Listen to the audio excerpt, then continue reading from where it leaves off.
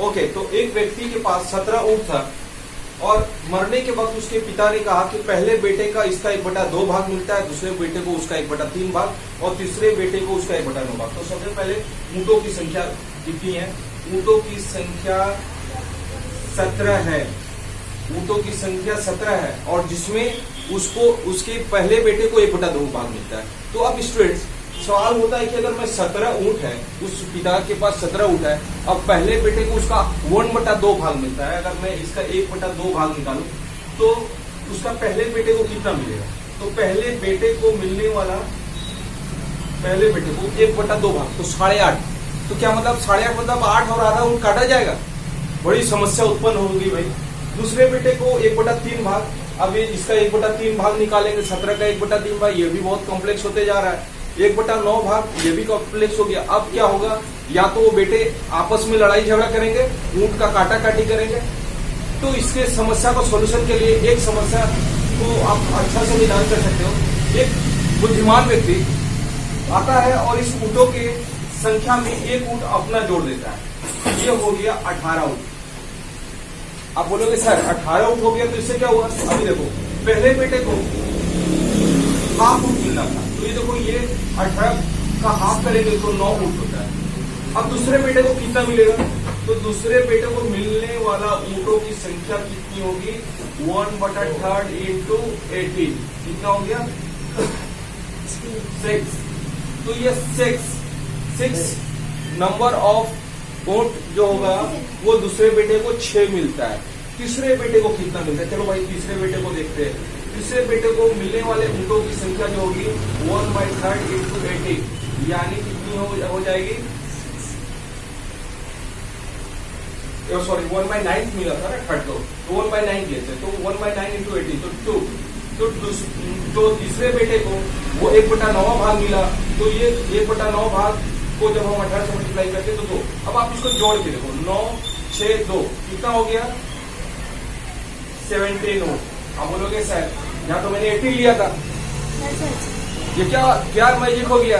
आपने तो 18 लिया, लेकिन मैंने देखो मैंने पहले बेटे का हाफ किया, दूसरे बेटे का 1/3 किया, तीसरे बेटे का 1/9 किया, तो ये तो जो है 17 ही ऊँट हुआ। तो आपने तो एक ऊँट ऐड कर दिया। तो स्टूडेंट अगर कभी भी ऐसा क्वेश्चन आता है तो ये पूरी तरह लॉजिकल क्वेश्चन होता है। इस क्वेश्चन में कुछ ना कुछ जादू होता है। और जैसे कि ऑड है तो आपको आप जानते हैं कि ऑड को 1/2 1/3 और 1/9 नहीं किया जा सकता है। तो आप अपने से इसको इवन नंबर में आप कन्वर्ट करो और उसके बाद इसको सॉल्व करो। हालांकि ये क्वेश्चन रीजनिंग का है, फिर भी मैं आप लोगों को इसको सॉल्व कराता हूँ। दूसरा क्वेश्चन है जो कि जुगसलाई से अमर ने क्वेश्चन किया। ये भी काफी इंटरेस्टिंग क्वेश्चन है स्टूडेंट्स, आप सभी को अभी के कंपटीशन की तैयारी में काफी काम आने वाला है। दूसरा क्वेश्चन देखो, ये क्वेश्चन है, ये क्वेश्चन रूट्स से है। रूट्स आपने पढ़ा होगा, 19 में रूट्स पढ़ा होगा। सर्ट्स जिसको इंग्लिश में बोलते हैं, सर्ट्स को सॉल्व करने का बहुत इजी तरीका है जो मैं अपने ऑलरेडी बहुत सारे चैनल्स के थ्रू आपको प्रेजेंट करने वाला हूं। लेकिन मैं सबसे पहले जो कॉम्पिटिटिव लेवल का जो क्वेश्चन आपके समक्ष रख रहा हूं वो देखो कैसा है क्वेश्चन। 1/√6 ये देखो, ये क्वेश्चन जो है ये क्वेश्चन में आपको सॉल्व करना है। कैसे हम सॉल्व करते हैं इसको सॉल्व करने के लिए तो बहुत आपको कॉम्प्लेक्स लगेगा। तो चलो मैं मान लेता हूँ x = √6 + √6 + √6। अब आप बोलोगे सर इसको कैसे सॉल्व करोगे? ये तो रूट है, कहाँ से रूट तोड़ू? अब तो इसके लिए मैंने क्या किया कि अभी मेरे को क्वेश्चन में तो केवल ये फाइंड आउट करने के लिए मिला था, तो मैंने इसको मान लिया कि ये x के इक्विवेलेंट है। अब क्या करो, दोनों तरफ स्क्वायरिंग बोथ साइड कर दो। मैंने स्क्वायरिंग बोथ साइड कर लिया। देखो मैंने इसको स्क्वायरिंग बोथ साइड कर लिया। स्क्वायरिंग बोथ साइड करते के साथ देखो ये x² हो गया और मैं इधर स्क्वायरिंग करूंगा। देखो इधर मैं स्क्वायरिंग किया, √6 + √6 + √6 और ये इधर मैं स्क्वायरिंग करूंगा तो ये स्क्वायर, ये पहला रूट निकाल देगा। ये x² = 6 + √6 +√6 अब देखो ये फिर से वही केस आ गया, x² = 6 + x। अभी आप इसको इधर ले आओ, x² - x - 6 = 0। आप देखो ये क्वेश्चन कुछ और था और यहाँ पे कुछ आ गया, यानी क्या फैक्टराइजेशन। अब फैक्टराइजेशन ऐसा तो था नहीं कि आप सॉल्व नहीं किया, इसको तो आप 9, 10 सब में सॉल्व करते हुए आ रहे। तो यहाँ पे देखो x² - 3x plus 2x minus 6 equal to 0। अब इस क्वेश्चन को कैसे सॉल्व करते हैं? फैक्टराइजेशन जो बहुत सबसे इजी है, मैंने आपको इसको पिछले वीडियो में ऑलरेडी ये चीज बताया भी कि फैक्टराइज करने का कौन कौन सा इजीएस्ट तरीका है, जिसमें मैंने आपको मिडिल टर्म फैक्टराइज करना, डिवीजन मेथड और सिंथेटिक डिवीजन मेथड बताया। तो आप इसमें से कोई भी मेथड ले सकते हो, हालांकि मैं मिडिल टर्म्स को फैक्टराइज करके इसका एक्स का वैल्यू फाइंड आउट कर देता हूँ। तो यहाँ x into x minus 3 plus 2x minus 3। Okay, तो आप इसका वैल्यू जो होगा वो x प्लस 2 और x माइनस 3 ये हो जाता है। यानी अगर हम इसको ऊपर में लिख के दिखाऊं तो इसका वैल्यू जो होगा ये x प्लस 2 और x माइनस 3 इक्वल टू 0। तो यहाँ पे x का दो वैल्यू आएगा, x इक्वल टू माइनस 2 और x इक्वल टू 3। ओके, तो इस प्रकार से मैं दूसरा क्वेश्चन को जो स्लाइड से अमर ने पूछा था उसको मैं आपको यहाँ पे रिप्रेजेंट किया। अब तीसरा क्वेश्चन भी काफी इंटरेस्टिंग है, जो कि गीता डी से प्रिया ने पूछा है। ये क्वेश्चन भी काफी इंटरेस्टेड स्टूडेंट्स, जो कि कंपटीशन लेवल पे काफी क्वेश्चन ये पूछा गया है। हालांकि आप जब भी इस टाइप का क्वेश्चन देखते हो तो इस क्वेश्चन को आप अपने एकेडमिक वे से सॉल्व करते हो। मैं आपको एक चीज बताना चाहता हूँ कि कंपटीशन और एकेडमिक दोनों में जमीन आसमान का फर्क होता है। अगर आप एक कंपटीशन का लेवल का तैयारी करते हो तो उस क्वेश्चन को सॉल्व करने के लिए आपको मिनिमम एक क्वेश्चन में कम से कम 30 सेकंड से 1 मिनट का होता है। तो आपको इतना कम समय में सॉल्व करने के लिए पूरा टाइम कंज्यूम करना काफी घातक सिद्ध हो सकता है। इसका मैं एग्जांपल देता हूँ। ये क्वेश्चन है, किसी वस्तु का मूल्य में 10% की वृद्धि होती है, फिर 10% की कमी होती है, तो उसके वास्तविक मूल्य में कितने प्रतिशत की वृद्धि या कमी हो।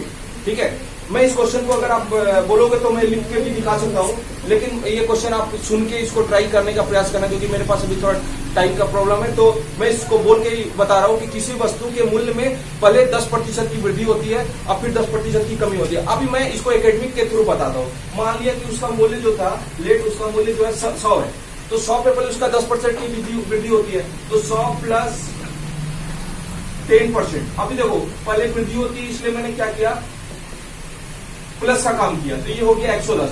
जब वो वस्तु 100 रुपया की थी, 10% की वृद्धि हुई तो 110 हो गया। अब क्या हुआ कि 10% का डिक्रीमेंट होता है, मतलब कमी होता है, तो फिर हम 110 में 110 का 10% निकालते हैं।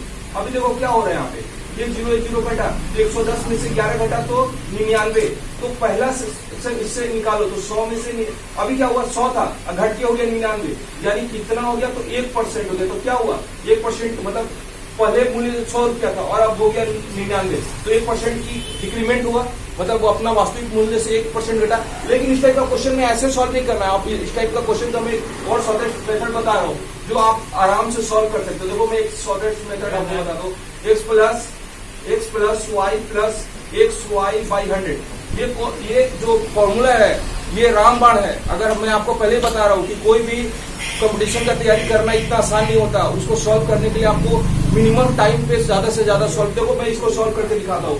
पहले मैं 10% का वृद्धि करता हूँ, फिर मैं 10% का कमी करता हूँ, मतलब पहले प्लस 10 लिया, फिर माइनस 10 लिया, प्लस 10 इंटू माइनस 10 बाई 100। अब देखो अगर आप बोलोगे सर पहले यहाँ पे क्वेश्चन में रहता 10% की वृद्धि हुई है, फिर यहाँ 20% वृद्धि, तो देखो अगर 10% की वृद्धि होती है तो प्लस 10, अब 20% की कमी होती है तो माइनस 20। आप क्वेश्चन में केवल x और y को लेकर चलो, एक बार वृद्धि होती है और एक बार कमी होती है, तो देखो ये और ये कैंसिल हो गया, तो ये हो गया -100 बाई 100 कटेगा तो -1। अगर -1 हो रहा है यानी 1% की कमी हो रही है, अब +1 होता तो 1% की वृद्धि होती। तो देखो आप ये क्वेश्चन को मैंने कितना लाइन में बनाया, ओनली 1 लाइन में बनाया। तो आपको कंपटीशन लेवल पे पूरा एकेडमिक लेवल जैसा सॉल्व नहीं करना पड़ता है। जैसे ही आप एकेडमिक लेवल पे आते से कंपटीशन लेवल पे आते हो तो मेरा रूपरेखा स्ट्रक्चर बदल जाता तैयारी करने का। आपके पास बहुत कम समय है और बहुत कम समय में आपको ज्यादा से ज्यादा क्वेश्चन को सॉल्व करना पड़ता है। मैं जल्दी से आपको चौथा नंबर क्वेश्चन में आता हूँ। चौथा नंबर क्वेश्चन भी काफी इंपॉर्टेंट है, क्वेश्चन को मैं आपको सॉल्व करके दिखाता हूँ कि कैसे ये क्वेश्चन जो है बहुत ही आपके दिमाग को हिला देने वाला है। और हालांकि मैंने बार बार एक ही चीज बोला कि अगर आप क्वेश्चन को सॉल्व करते हो तो थोड़ा सा आपको दिमाग लगाना है, अदरवाइज जो ये होगा आपके लिए काफी खतरनाक साबित हो जाएगा कंपटीशन के एग्जाम में। देखो क्वेश्चन को मैं लिख के यहाँ पे दिखाता हूँ। 0.77 क्यूब प्लस 0.23 का क्यूब है ना। ये क्वेश्चन आप ध्यान से देखते रहना। अब 0.77 का स्क्वायर माइनस 0.77 इंटू 0.23 प्लस 0.23 का स्क्वायर। अब आप इसको देखते के साथ कुछ लोगों का तो क्वेश्चन देखते के साथ हो सकता है कि जो बेहोशी उसी आना शुरू हो जाए। हालांकि जिनका बेसिक का कुछ फॉर्मूला क्लियर है वो क्वेश्चन को आराम से सॉल्व कर सकते हैं। देखो कुछ स्टूडेंट को बोलेंगे तो इसका क्यूब निकालेगा, इसका क्यूब निकालेगा, फिर स्क्वायर। अरे बाबा हमारे पास 30 सेकंड है, मर जाएंगे फोकट का, वहीं पे एग्जाम में सारा क्वेश्चन छूट जाएगा। कैसे? देखो ये ए क्यू और बी क्यू का फॉर्मूला है। आप ध्यान से देखो तो ए क्यू बी क्यू, हम क्या जानते हैं? Q plus b Q, a Q plus b Q equal to, आप ये सब पढ़े हो, आराम से पढ़े हो, 9th क्लास में पढ़े हो। इसका फॉर्मूला आप कैसे है? तो a Q plus b Q equal to होता है a plus b a square minus a b plus b square. ये वाला फॉर्मूला कभी पढ़े थे? पढ़े होगे बाबा, पूरा अलजेब्रिक एक्सप्रेशन में भरा हुआ है। आप नहीं पढ़े होगा तो एक बार 9th क्लास में पढ़ो। फॉर्मूला बहुत जरूरी है, विदाउट फॉर्मूला कुछ भी नहीं होता। तो यहाँ फॉर्मूला होता है। तो कैसा फॉर्मूला? देखो यहाँ पे ए क्यू प्लस बी क्यू का फॉर्मूला है और यही डिजिट को देखो किस फॉर्मेट में रखा, a square minus a b plus b square. देखो यही तो कंसेप्ट है, a Q plus b Q equal to a square minus a b plus b square. ये कंसेप्ट को कैसे अप्लाई करते हैं? देखो आप इसको ए क्यू बी क्यू मानेंगे तो कैसे हो जाएगा? देखो ये 0.77 प्लस 0.23। अब इसको देखो, ये मैंने फॉर्मूला क्या बोला? पहले ए प्लस बी, फिर ए स्क्वायर माइनस ए प्लस बी स्क्वायर। देखो यहाँ पे 0.77 का स्क्वायर, ओके, प्लस फिर यहाँ पे 0.77 इंटू 0.23 इन प्लस 0.23 का होल स्क्वायर। अभी देखो नीचे में क्या लिखूंगा? तो नीचे में यही चीज नीचे लिखता हूँ, तो 0.77 का स्क्वायर और ये माइनस 0.77 इंटू 0.23 प्लस 0.23 का स्क्वायर। अभी देखो ये और ये पूरी तरह कैंसिल हो गया। तो आप इसको जोड़ते हो तो जोड़ने के बाद क्या आता है? अभी देखो मैं इसको जोड़ के दिखाता हूँ। 0.77 प्लस 0.23 को जोड़ने से क्या आता है? अब तो जोड़ने में एक्सपर्ट ही हो गए। तो देखो जोड़ के क्या आता है? 0.77 प्लस 0.23। अब देखो क्या आ रहा है? 7 3 10। देखो मैं इसको जोड़ के यहाँ पे दिखा रहा हूँ।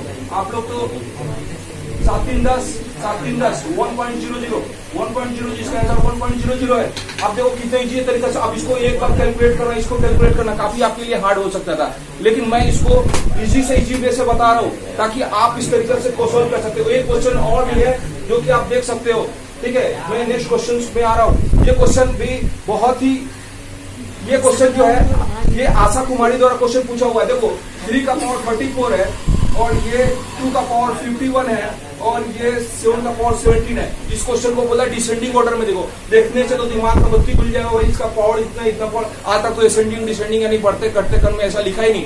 तो ये तो बहुत ही इम्पॉसिबल जैसा बात होगी भाई। तो इसको सॉल्व करना बहुत आसान है स्टूडेंट्स। आप कैसे सॉल्व करते हैं? देखो ये देखो यहाँ 7 का पावर 17 है ना। अब आप कॉमन करो तो सबका पावर 17 लाने का प्रयास करो।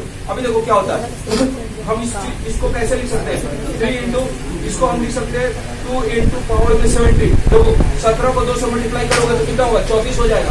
अभी देखो तो यहाँ पे इसको मल्टीप्लाई करोगे तो कितना होगा? 17 की 51। फिर देखो ये डिग्री में 17 आ रहा और देखो 7 का पावर 17। अभी देखो 3 का पावर 9, 9 का पावर 17, 8 का पावर 17 और 7 का पावर 17। देखो सबका पावर 17 आ गया, सबका पावर 17 आ गया। तो आसान हो गया ना असेंडिंग डिसेंडिंग। तो सबसे छोटा कौन है? ये है। फिर बड़ा, इससे बड़ा कौन है? तो डिसेंडिंग असेंडिंग तो आपको पता ही है कि क्या होता है, पहले बढ़ते हुए क्रम में या घटते हुए क्रम में। तो डिसेंडिंग ऑर्डर मतलब पहले 9 का पावर 17 आ गया, फिर उससे कम तो कौन था? 8 का पावर 17 आ गया। फिर ये मेरा डिसेंडिंग ऑर्डर हो गया। असेंडिंग ऑर्डर होता तो पहले 7 का पावर 17, 8 का पावर 17, फिर 9 का पावर 17। तो ये जो है ये क्वेश्चन जो है ये आशा कुमारी जो बागबड़ा बस्ती के रहने वाली उसके द्वारा पूछा गया था। और लास्ट एक क्वेश्चन जो है सुमित को द्वारा पूछा गया है, बहुत ही इजी क्वेश्चन है। उस क्वेश्चन को मैं आपको सॉल्व करा के दिखाता हूँ। ये भी क्वेश्चन आता है, हालांकि रेशियो प्रोपोर्शनलिटी चैप्टर में आपने इसको ऑलरेडी पढ़ा होगा। जो लोग रेशियो प्रोपोर्शनलिटी पढ़ चुके हैं यानी अनुपात से अनुपात पढ़ चुके हैं वो भी इस क्वेश्चन को सॉल्व कर देते हैं। A:B 2:4, B:C 4:5, C:D 6:7। तो A:D का वैल्यू क्या होगा? अरे बाबा कैसे निकालेंगे? तो देखो A/B into B/C into C/D। अगर आप इसको लिखोगे तो ये कटा ये कटा, कितना बना? A:D हो गया ना। देखो इसको 2/4 इंटू 4/5 इंटू 6/D, 6/D नहीं था, यहाँ पे 6:7 था, ठीक है। 6:7 था तो यहाँ पे 6:7 हो गया। अभी देखो क्या होगा, ये 4 और ये 4 कटा ठीक है। अब यहाँ पे 5 है और यहाँ पे 6 है।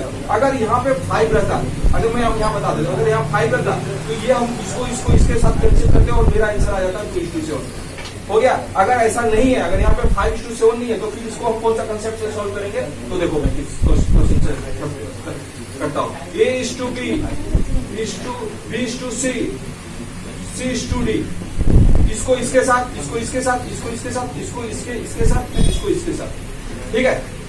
कैसे करते हैं? इसको इसके साथ, इसको इसके साथ, इसको इसके साथ, फिर ये पूरा किया। आप बोलोगे सारे सर कंफ्यूज बहुत ज्यादा कर रहे हैं। इसको मैं करने के लिए मैं एक छोटा क्वेश्चन इससे पहले करके दिखाता हूँ, फिर इसके बाद इसको मैं करके दिखलाऊंगा। देखो एक क्वेश्चन है, A:B, A:B इसका 3:4 और B:C इसका 6:8। तो A:B:C का वैल्यू क्या होगा? तो देखो यहाँ पे कैसे हम इसको सॉल्व करते हैं। देखो ये हम इसको कैसे सॉल्व करते हैं? पहले इसको A:B रखो, फिर B:C रखो, इसको ऐसे, इसको ऐसे, फिर इसको ऐसे। अब देखो कैसे करते हैं, 3:4 और यहाँ पे 6:8। तो यहाँ पे इसको इसके साथ, इसको इसके साथ, इसको, तो 3 6 18 और ये 4 6 24 और ये होगा 4 8 32। तो ये क्वेश्चन में A:B:C का वैल्यू ये हो गया। उसी तरीका हम इसको भी सॉल्व कर लेंगे। और ये आज के लिए इतना ही क्वेश्चन। थैंक्स।